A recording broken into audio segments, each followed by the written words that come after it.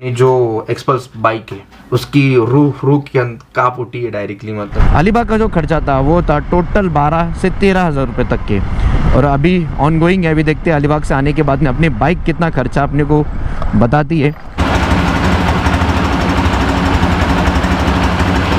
पर पूरे नासिक के अंदर ऐसी एक्सपल्स किसकी नहीं होंगी जैसी एक्सपल्स अपनी खुद की होंगी भाई साहब। आगे की तरफ से सब कुछ चेंज, विंडशील्ड चेंज, 2-3 विंडशील्ड है वो भी चेंज वगैरह मस्त तगड़ी वाली लगाएंगे, एकदम कातिल बनाएंगे अपनी एक्सपल्स को। Ladies and gentleman, boys and girls, तो करते आज की फ्रेश और नए ब्लॉग की शुरुआत। हेलो नमस्ते, अस्सलाम वालेकुम, this is Sajid, welcome to my YouTube channel, welcome to blog. तो कैसे आप सब लोग, उम्मीद करता हूँ गाइस आप सब लोग ठीक होंगे। वेल, जो मेरे हाथ में जो दिखाई दे रहा ना, ये एक पार्सल है और पार्सल के अंदर ये कुछ 4 पीने हैं। ये एक TRS पिन है। वैसे ये एक नहीं, ये 2 नहीं, ये 4 पीने मैंने मंगवाई थी। अगर आपने मेरा पुराना वाला व्लॉग देखा होगा, अलीबाग वाला व्लॉग, तो जिसके अंदर मैं लास्ट के अंदर ये पिन ढूंढ रहा था। मेरी जो पिन थी ऑलरेडी, जो मैं यूज़ करता ऑलरेडी मेरे पास में थी वाली पिन, बट वो डैमेज हो गई थी मेरी गलती की वजह से, क्योंकि मैंने गलती से बाइक उठाई और मेरी वाइफ ने जो मेरा मेरा हेलमेट जो रखा था मेरी बाइक के ऊपर, हेलमेट नीचे गिरा और ये पिन टूट गई। ये पिन टूटने की वजह से अपने गोप्रो के अंदर उतनी वॉइस परफेक्ट आती नहीं, मतलब वॉइस आती नहीं है। गोप्रो अपने ओन के अंदर खुद से वॉइस करता है, तो वो नॉइज़ ज़्यादा क्रिएट होता है, जिसकी वजह से ये पिन लेना ज़रूरी है। तो एक छोड़ के 4 पिन ले ली। वो इसलिए भाई साहब कि भाई आने वाली जो फ्यूचर राइड है उसके अंदर बिल्कुल भी दिक्कत नहीं आनी चाहिए। अगर एक पिन ख़राब होती है, दूसरी रेडी है, तीसरी रेडी है, चौथी रेडी है, उसके बाद में फिर अपन माइक ही चेंज कर देंगे डायरेक्टली। बहुत पैसा अपने बस में। अभी टाइम हो कुछ 12:50, 12 बजे के टाइम के अंदर हम उठे, काम वाम करके आके 2 घंटा सोकर फिर से उठे, तो थोड़ा सा आवाज़ टाइट जा रहा है, मोटा आवाज़ आ रहा है। तो भाई सब सीन कुछ ऐसे अभी फ़िलहाल में। तो एक हफ्ते के बाद में हम मोटो व्लॉग कर रहे, वो इसलिए कर रहे कि अपनी जो एक्सपल्स बाइक है उसकी रूह के कांप उठी है डायरेक्टली। मतलब जब मैं अलीबाग होकर आया हूँ, मतलब रिसेंटली अपनी जो अलीबाग की राइड हुई थी, आने के टाइम के अंदर बहुत सारे सीन क्रिएट हुए थे। और सीन कुछ ऐसे थे कि थोड़ा सा एक्सीडेंट हुआ, थोड़ा सा कट हुआ, थोड़ा सा ऑफ रोड बहुत ज़्यादा हुआ। तो ये ऑफ रोड कट कुट के अंदर अपने बाइक के मिरर गया, फॉग लाइट गए, उसके बाद में फिर इंडिकेटर गए, पीछे की जो सारी गार्ड शीट कड़ी जिसको बोलते हैं, कैरियर प्लेट, वो भी टूटी। तो बहुत सारे प्रॉब्लम क्रिएट हो गए अपने बाइक के अंदर। तो मैं सोचा क्या इसको पहले उठाते और अपने शोरूम ले जाकर रखते, भाई इसको फटाफट रिपेयर करो, अच्छे से करो, क्योंकि वो खुद अंदर से बोल रही थी, मतलब अपने एक्सपल्स की धन्नों के अंदर से पूरी रूह कांप उठी थी और बोल रही थी भाई ले चल मुझे, कब तक मतलब ऐसे बेसमेंट के अंदर रखेंगे मुझे, कभी तो बाहर निकल और शोरूम लेके जा, पूरा क्लियर कर। अभी तो ऐसा समझ लो कि बहुत तगड़ा खर्चा आया था अलीबाग के अंदर। अभी खर्चा कंटिन्यू होने वाला है। खर्चे के बारे में बताते, पहले नीचे चलते फटाफट और आपको एक्सपल्स की धन्नों की कंडीशन बताते क्या है एक्चुअल में अभी। ये देखो भाई क्या हालत हो गई अपनी बाइक की। इस साइड में पूरा अभी तक के डर्ट अंदर के अंदर ही लगा है। सामने की तरफ के दोनों मिरर गायब है। ऊपर से देखो इसके ऊपर कितनी धूल लगी। जब से आई है तब से यहीं पर ही खड़ी है भाई। इस साइड के अंदर सबसे पहले तो ये देखो, लास्ट टाइम पे मैंने ये चेंज करवाया था शीट कड़ी, ये फिर से ब्रेक हो गई, फॉग लाइट बंद। उसके बाद में फिर चेन की कुछ हालत ऐसी है, शायद से ना डायरेक्ट रस्ट पकड़ना स्टार्ट हो गई है भाई। शोरूम में जाके सब कुछ अभी चेक करना है अभी क्या क्या कितना तगड़ा खर्चा आएगा। चाबी कहाँ गई भाई? तो ये रही चाबी। वैसे अभी तक ये ऑलमोस्ट ऐसा देखा जाए तो मेरी तीसरी या चौथी सर्विसिंग है, तो 824 किलोमीटर अभी तक बाकी चौथी सर्विसिंग के लिए। बिस्मिल्लाहिर्रहमानिर्रहीम। तो ऑलमोस्ट ना 11,675 किलोमीटर अभी तक की बाइक अपनी राइड हो गई है। जैसे अलीबाग से आया हो ना, तब से लेकर अभी तक की बाइक बाहर निकाली नहीं है। मेरे को ऐसे बंद पड़ रही है डायरेक्टली। बहुत ज़्यादा मेजर प्रॉब्लम लग रहा है भाई मेरे को इसमें। तो इतना लेट निकलने के पीछे रीज़न ये है कि भाई सुबह मॉर्निंग के अंदर बहुत ज़्यादा ह्यूमिड क्लाइमेट हो गया था। और ह्यूमिड क्लाइमेट कब होता है? जब बारिश आती है। तो मुझे लगा बारिश आएंगी तो भाई खाली पुकट भीग जाएंगे, एकदम आराम से निकलेंगे। भाई सब लोग जाना भी तो किधर है? नासिक ही है, यहाँ से नासिक है 18 किलोमीटर, तो आराम से निकलेंगे। अभी देखो तो भाई साहब पूरा बाहर का क्लाइमेट पूरा खुला है। जब से राइड से हो गया है ना, तब से अभी तक के मैंने इसके अंदर पेट्रोल डाला नहीं है। वैसे ऑलमोस्ट मुझे कुछ 35-40 किलोमीटर का ये एवरेज देती है 1 लीटर के अंदर। क्या है? नको पावर, नको पावर का मालूम है ना सीन क्या है? अपनी गाड़ी के अंदर पहले बहुत ज़्यादा पावर है, और ज़्यादा पावर का पेट्रोल डालेंगे ना तो डायरेक्ट उड़ने लगेंगे। ऐसे बहुत कम नहीं उड़ती।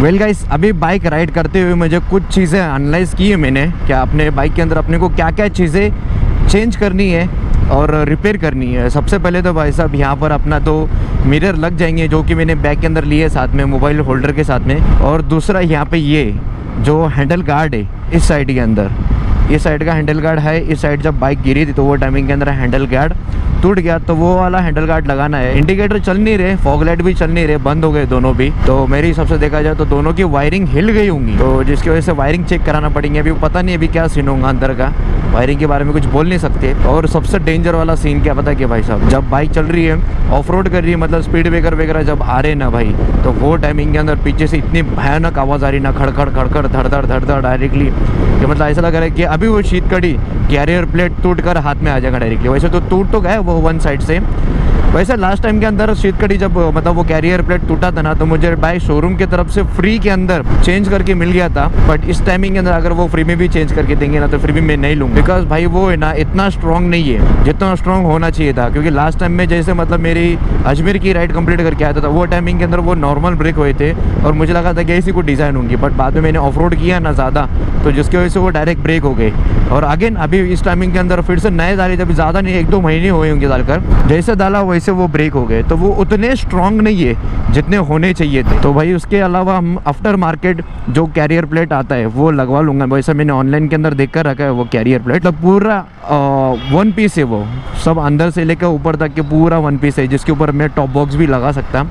और आगे फ्यूचर के अंदर हम सोचेंगे टॉप बॉक्स के बारे में भी। विंडशील्ड चेंज करवाने की सोच रहा हूँ मैं, तो भाई अगर आपके कुछ नज़र में होंगी विंडशील्ड नई वाली एक्सपल्स के लिए आफ्टर मार्केट थोड़ी सी बड़ी वाली, तो वो ट्राई करके देखेंगे। एक ऑप्शन के अंदर तो कुछ ऐसे है क्या, जो अपनी डायरेक्टली एक्सपल्स को 2023 का जो मॉडल है उसका थोड़ा सा विंडशील्ड बढ़कर मिला है। और आफ्टर मार्केट मैंने 2 विंडशील्ड देख कर रखे, एक वंडर सेन की है, मुंबई का ब्लॉगर है, मोटो ब्लॉगर ही है, सेम उसके पास में भी एक्सपल्स है और उसने विंडशील्ड बनाई है वंडर सेन गेयर्स बोलकर।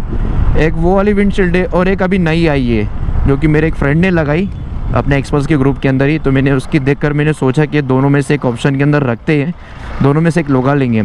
और भाई ये एक नकल गार्ड है, कुछ ये नकल गार्ड ऐसे हो गया डायरेक्टली, ये देख रहे हो डायरेक्ट मतलब ब्रेक है पूरे पूरे। जो अलीबाग वाली जो राइड हुई ना भाई साहब, वो राइड के अंदर आप खर्चे सुनोगे ना तो भाई ऐसा समझ लो 10K प्लस हो गया डायरेक्टली। सबसे स्टार्टिंग के अंदर तो पूरा पेट्रोल का जो खर्चा आया है मुझे 1200 पहले डाला था, उसके बाद में 500, तो टोटल खर्चा जो पेट्रोल का था वो 1700 रुपये का मेरा हो गया है। ऑलमोस्ट 500-550 किलोमीटर बाइक चली, उसके बाद में भी और पेट्रोल था बाइक के अंदर।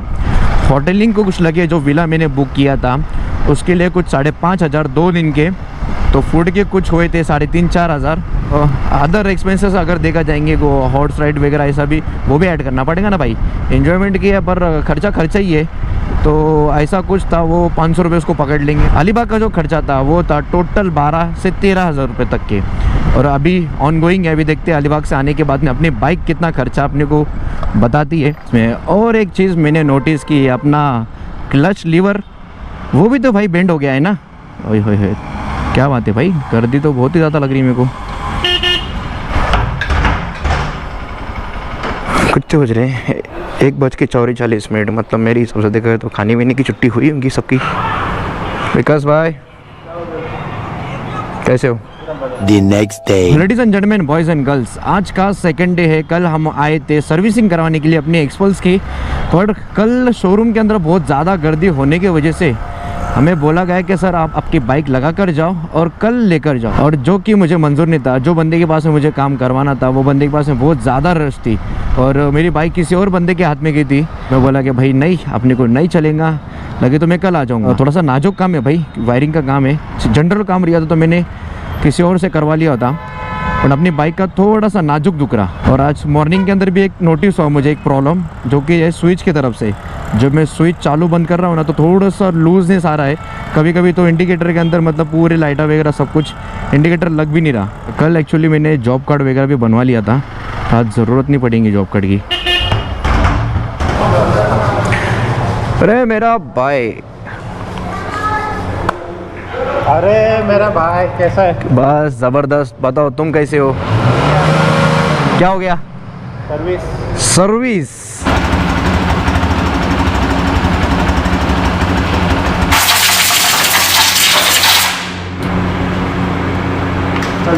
चल जाएंगे 800 किलोमीटर के बाद में। फिर अपनी धन्नो ऑलमोस्ट रेडी हो चुकी है, सब कुछ क्लियर करने का काम चल रहा है। अभी जो बाइक का होल्डर था, मोबाइल होल्डर, वो यहाँ पे लगाने का काम चल रहा है। विकास भाई ने बोले कि यहाँ पे लगाओ तो परफेक्ट रहेगा। सेकंड ऑयल वगैरह चेंज करने की ज़रूरत पड़ेगी नहीं। 800 किलोमीटर के बाद में ऑयल चेंज करने का ना मेरे को। बाकी फिर भाई साहब जनरल काम में एंड में पता चलेगा कि कितना खर्चा आने वाला है अपने एक्सपल्स बाइक का पूरा। ऑलमोस्ट डन है, देखते हैं अभी। इतने सुबह 11 बजे के टाइम पे आया था मैं, और यहाँ पे अभी टाइम हो रहा कुछ 3 बज रहे, मतलब ऑलमोस्ट 3 बजे मेरा नंबर लगेगा है। ये टाइम के अंदर बहुत ज़्यादा लेट हो गया भाई। ये जो मरकट दिखाई दे रहा है ना, ये थोड़ा सा हाइट ऊपर होती है। मेरा भी जो बीच में दोस्त मिला था ना, वो बंदा मुझे बता रहा था डायरेक्टली कि मरकट है ना थोड़ा और ऊपर हो सकता है और अच्छा लगता है। तो हम भी सोचे कि हम भी मरकट ऊपर कर लेंगे। ये दो तुमने दिए थे 2 नट।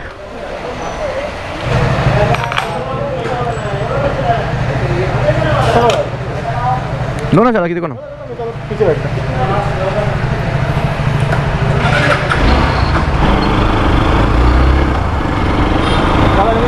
हाँ अभी फ्री हो गए, मस्त चलाने के लिए भी फ्री हो गई। यहाँ का अपना क्लच लीवर भी चेंज हो गया। ज़रूरत नहीं है ना? ठीक है चलेगा, चलो ओके थैंक यू। अपनी धन्नो एक्सपल्स अब रेडी हो चुकी है लॉन्ग राइड के लिए। आप बोल रहे हैं भाई साहब अभी तो लॉन्ग राइड करके आया, फिर से लॉन्ग राइड की सोच रहा है। तो भाई रेडी इसलिए कराए हो डायरेक्टली कि लॉन्ग राइड तो होनी ही चाहिए। वैसे सर्विसिंग वगैरह ऑलमोस्ट कंप्लीट है, जितना एक्सपेक्ट किया था उससे तो कम ही, मतलब चार्ज वगैरह खर्चा वगैरह है। हम लोग ने तो मतलब मैंने तो बहुत ज़्यादा ही मतलब उसके अंदर काम वगैरह प्रॉब्लम्स वगैरह लेकर आए थे, बट बहुत कम खर्चे के अंदर आवर गए भाई साहब, बहुत ही कम खर्चे के अंदर। सबसे पहले तो शुरुआत हुई थी फॉग लाइट की तरफ से। फॉग लाइट बंद हो गए थे और अभी कभी ज़िंदगी में कभी चालू नहीं होने वाले वो फॉग लाइट, ऐसा मुझे लग रहा, क्योंकि मैंने चेक वगैरह कराने के बाद में देखा ना तो वो बंद हो चुके हैं डायरेक्टली, अभी चालू हो नहीं रहे। तो उड़ गए होंगे, ख़राब हो गए होंगे, शॉर्ट हो गए होंगे। तो फॉग लाइट का 1000 रुपये का तो फटका अपने को लग चुका है, उसको कुछ कर नहीं सकते।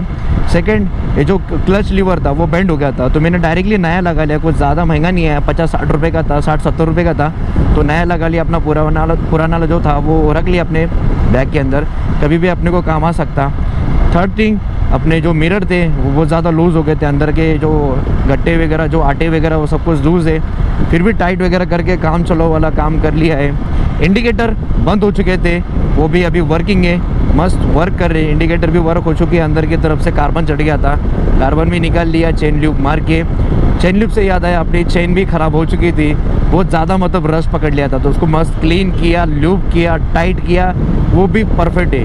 और भाई साहब अपने को निकालने का था लास्ट वाला अपना जो बाइक के एंड वाला कैरियर प्लेट शीट कड़ी, वो निकलवा के लेने की थी, बट उसके अंदर अभी एक नया कुछ सीन अपडेट ऑफिस से हुआ है। विकास भाई का बोलना ये है, क्या मैंने चेक करने के बाद में समझ में आया कि भाई उसके ऊपर बिल्कुल भी डैमेज नहीं है, ब्रेक हुआ है पर डैमेज नहीं है, तो वो फिर से एक बार नई मिल सकती है आपको। तो मतलब भाई जब मिल रही है नई तो काहे को मैं चेंज कराऊँ?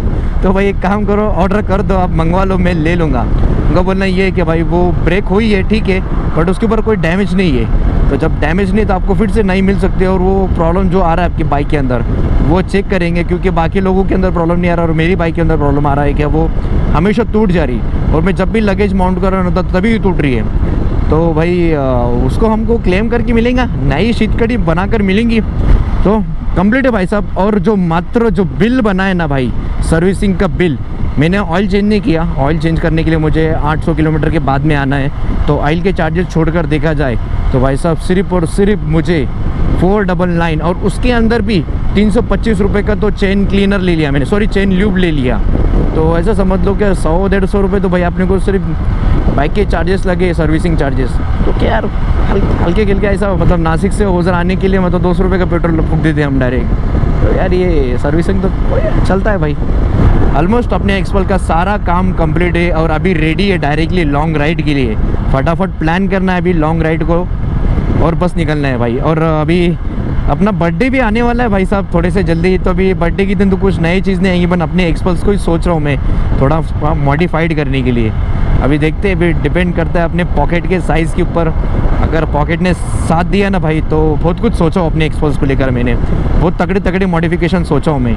अगर वो हो गए ना भाई, उतना बजट बन गया ना अपना, तो भाई ऐसा समझ लो क्या पूरे नासिक के अंदर, पूरे वज्र गाँव में तो है भी नहीं एक्सपल्स, 2-3 है ठीक है, पर पूरे नासिक के अंदर ऐसे एक्सपल्स किसकी नहीं होंगी जैसी एक्सपल अपनी खुद की होंगी भाई साहब। आगे की तरफ से सब कुछ चेंज, विंडशील्ड चेंज, 2-3 विंडशील्ड है वो भी चेंज वगैरह मस्त तगड़ी वाली लगाएंगे, एकदम कातिल बनाएंगे अपनी एक्सपल्स को। तो करते भी क्या है, ब्लॉग की समाप्ति यहीं पर ही, कुछ है ही नहीं अभी बताने के लिए आपको। अभी डायरेक्ट आपको लॉन्ग राइड के ऊपर मिलेंगे, एक अच्छी ऑफ राइड या लॉन्ग राइड के ऊपर। तो अगर आपको मेरा ब्लॉग अच्छा लगा तो लाइक करना, चैनल के ऊपर नए हो तो सब्सक्राइब जरूर करके आना। तब तक के लिए टाटा बाय बाय, खुदा हाफिज़। मिलते हैं आपको वापस एक अच्छे से ब्लॉग के अंदर, तब तक के अपना ख्याल रखना, मैं भी अपना ख्याल रखूँगा। भाई साहब ऑलमोस्ट 5 बज गए, सुबह के 11 बजे गया था और 5 बज गए डायरेक्टली।